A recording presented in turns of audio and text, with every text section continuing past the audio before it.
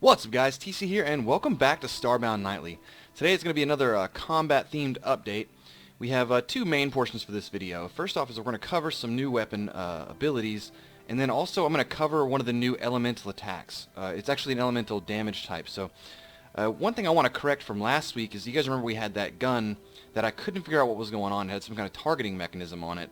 And so I didn't quite know what was going on, and one of the devs actually messaged me and let me know and clarified what's going on with this gun. As you can tell, it's very hard to tell what these effects are from these weapons because there's no information on them. Like, there's not anything. There's no base damage or anything. There's no way for you to know. You just kind of have to figure it out. So for the less intuitive abilities, you just kind of got to guess. So we're going to hop into our little test chamber, and I'm going to show you what this gun actually does. It's actually pretty cool. So we're going to beam up here. This is a targeting gun pretty much, and what it's really best at is for flocks and groups of monsters. So what it does is you click the right click and you're gonna hear it target on something, right? So you see we've got that little lock on right there. Whoops, hold on, I accidentally had that. So here we have it. I lock onto this guy, right? And it doesn't seem like it does anything, right? It just seems like it just kind of locks onto the target, and it doesn't even do that well, right? Because it's not really auto aiming for me. But what it actually does though is it's designed for multiple targets. So what you're gonna see here, when I spawn in 3, it allows me to target multiple guys, and as long as my first shot connects, it actually chains to the other monsters. So you'll see that I only targeted. I literally, what it is, you right click and just hold, and it will target them. So I just hold right click, hover over both of them. Now as long as my first shot connects, it's actually going to chain to the other two. So I didn't connect the first shot there, but as you can see, it's actually really good against flying monsters. Now its limit is 3 monsters. It won't chain any more than that. But as long as you make that first shot connect, it will chain the following shots to the other monsters. So it's actually a really useful ability, particularly on sniper rifles, because it's kind of hard to handle big groups of birds with a very high precision weapon. So up next here we have we have actually a lot of new swords and a new hammer. So we have mainly the common broadsword weapons. The first one up we have here is it's a dash attack, which is actually, it's been in the game for a while, but it wasn't active for some reason. So what you're going to see here is it actually makes you go pretty far. You can half charge it or you can fully charge it and go considerably further. And this is actually a pretty cool ability because you can kind of chain it together with your jump. So as you guys know, they've nerfed dash where you can't dash in the air anymore.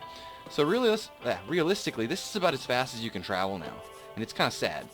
But if you chain it together with this thing here, you can actually really pick up some speed. So, in my opinion, this is something I'm probably going to drag around with me just for mobility's concern, you know. So up next here we have a very, it's kind of a funny ability.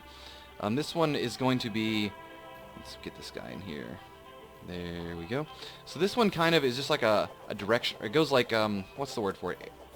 It's like a crowd control type thing. So if you have like several monsters on you on both sides, you can just kind of repel them that way. It's a pretty cool ability. It looks kind of funny, I'll be honest. It looks like he's just like swinging a dildo around, I don't know. But it's cool nonetheless. Now the next one here is one that I thought was going to be really cool. It's a leaping dash attack. I thought it was going to be more useful than it is, but the problem is that you have to have your spacing perfect. So like, we've called in a monster here, right? And if I'm too close, I miss. Right? You have to have your spacing just perfect to hit these guys. So see, it's I'm not sure I can even get it. You have to come down on them exactly where the blade is. There we go. And even still, it doesn't do a ton of damage. Now it does have some kind of cool quirks to it. So like, it's got its set damage, like, or its set range that you jump. But if you jump while you're in air, you'll actually go higher. So you'll see here we actually have a slightly higher arc. There you go. You can't do this attack in the air either, so like you have to start it on the ground and then do it. Which these two here, I think you can do these in the air. This one can be done in the air as well. Up next here we have, this is actually one of my new favorite abilities. It's called Dash Trail, and what it is essentially, it's, in my opinion, it's more of a attack or escape strategy with these swords. So what happens is you dash in, and in your wake you leave an elemental like effect. So like here we have fire, and you see in our trail here we've left this fire on the ground. Now this attack only works on the ground, so you can't do it in the air. However, you can initiate it and jump. So that does work. And you see the trail kind of lingers there for a little bit. This one leaves poison. Here's our ice, and here's our electric. And so these will apply their respective damage types and elements and statuses. Pretty good in my opinion. These are just fantastic, because it allows you to kind of approach a target as well if you're being targeted and chased. Look, he's having to run through it, and so he's just taking all this damage just going after you. So this is definitely one of the most useful in my opinion, because this is something like, if you're trying to get away from a monster, this allows you to get away quick, like a really big boost dash, as well as doing damage, so it's deterring them from coming after you anyways. Now the very last one here is a hammer, and I'll be honest with you guys, man, the hammers are not looking good so far. Like, they have a really strong primary attack, but none of their secondary attacks are really appealing to me yet. So this one here, you guys remember the hammer attack last week that shoots out the shockwave in one direction, right, along the ground? So this is one that does the same thing, but it sends it out in both directions, but not as far. So it's like super short range, and it just like kind of pops these spikes up out of the ground. Or maybe it's just a shockwave. But it's not that useful, because like, look how close you have to be to get them. Look how little damage it does, you know? Like, I just can't. If it went out like considerably further, I could maybe consider it, but it doesn't do near enough damage for me to use it. So hopefully they'll rework some of these abilities for the hammers, because they're not very good, man. It's not looking good for these guys. So the next little bit I want to go over is going to be covering the elements, and the reason I'm covering them is because we have a new elemental status applied that's in the game now. And so for the longest time, I think everyone knows that the 4 primary elements in this game are fire, poison, ice, and electric. And each one applies their own set status. Now, for the longest time, electric hasn't had any kind of status effect. Like, it would, you would see when you do damage, they'll have their numbers that reflect what element they are, but it had no status. So, for instance, fire would apply a burn, poison would apply the poison effect, frost would apply that slowness effect, but electric didn't do anything. And so, as of today, electric now has its own status effect, and it's called paralysis. And it's actually, I think it might be my new favorite elemental attack because of how useful it is. And so, but first, before we get to that, I want to cover the kind of differences between the 4 major types, because this is what you're going to be encountering throughout the whole game. Every single weapon you encounter is going to have one of these 4 elements on them. And they're similar, but they have some very distinct differences that you need to know. And also, I should point out really quickly that melee weapons apply statuses and do elemental damage, and guns do not. Now, guns will apply their elemental damage, but they will not apply the status, right? So what that means is, say you have a gun that shoots a fire type element, right? So like here, this is a poison type sniper rifle, right? So it has a poison type elemental damage, but it does not apply the poison status effect, okay? Those are 2 different things. And what this is for is that in the future, we're eventually going to have monsters that are weak or resistant to certain types of elemental damage. So it's going to make you need to diversify your weapons.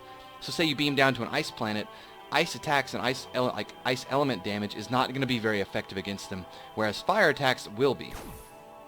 So that's kind of what this is leading up to. However, like I said, these guns don't apply the status effect, they just apply the elemental damage if it applies to that monster, if they're weak or resistant to it. If, say, it's an ice monster and he's weak to fire and resistant to ice, that means electric and poison are just neutral, is what that means. Now, what this has to do with today's little blip is that we have melee weapons actually apply the status effect as well as the damage. So here we have this is a fire sword.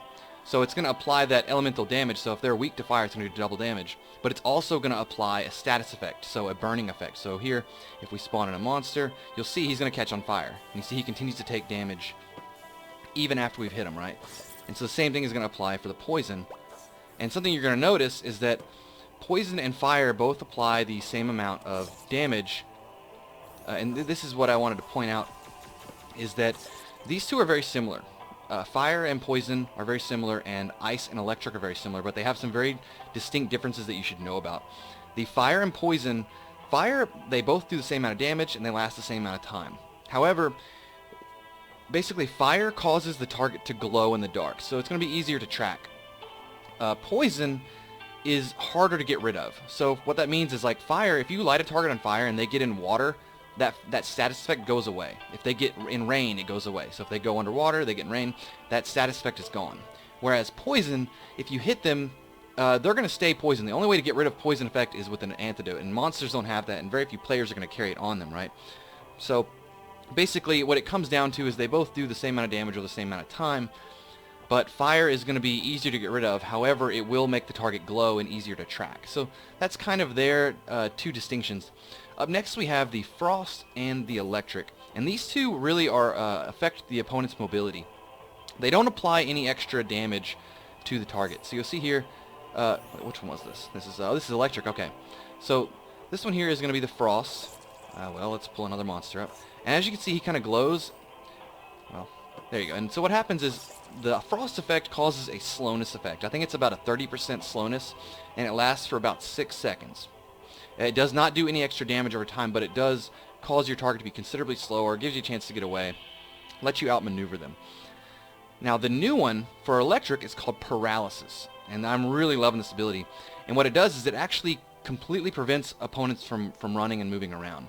So now what it does not prevent them from jumping. So if we get a jumping monster, it's not going to work very well. But we got one here. You're going to see when I hit this guy, he's going to try to walk and he can't. Now it only lasts 3 seconds, right? So this is where the difference between the electric and frost comes up. Frost slows you by 30%, but it lasts for 6 seconds. Whereas electric or paralysis completely freezes you in your place, but it only lasts for 3 seconds. So here we'll see it in. We're going to dash, and he's stuck in here. And as long as he's being applied that status effect, he's just kind of locked in, right? And so you see he can't go anywhere. Now if we did it with the frost effect, he can still track me, but he's considerably slower, right? It's really easy to get away from him as long as that's going on. And as you can see, it lasts for quite a bit longer. But that's the main differences, and I'm really loving the electric, and I'm really glad they've gotten around to adding it, because I've been waiting for some time to see what they do with the electric status. For a while, I thought it was going to be like it would maybe lower their energy output, like the amount of energy they could use, or maybe it would suck energy away from them. But I actually like this a lot better because it works on monsters and stuff like that. Just the ability to lock monsters into the ground is really huge. So anyways, that's what I have for you guys today. I hope you guys enjoyed it. Please rate, like, comment, subscribe, and I'll talk to y'all later.